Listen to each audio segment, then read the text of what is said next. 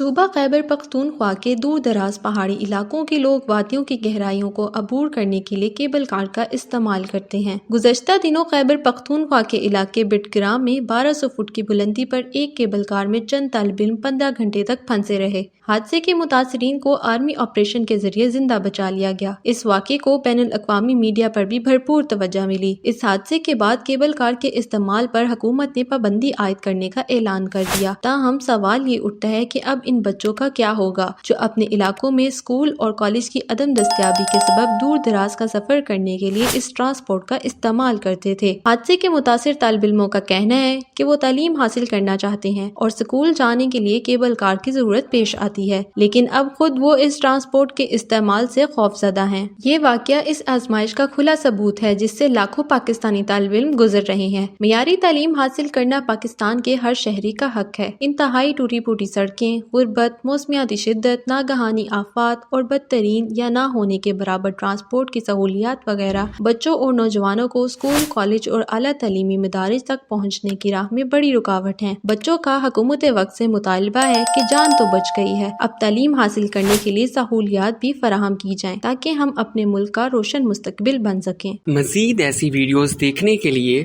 ہمارے چینل کو سبسکرائب کریں اور بیل آئیکن کو دبانا نہ بھولیں۔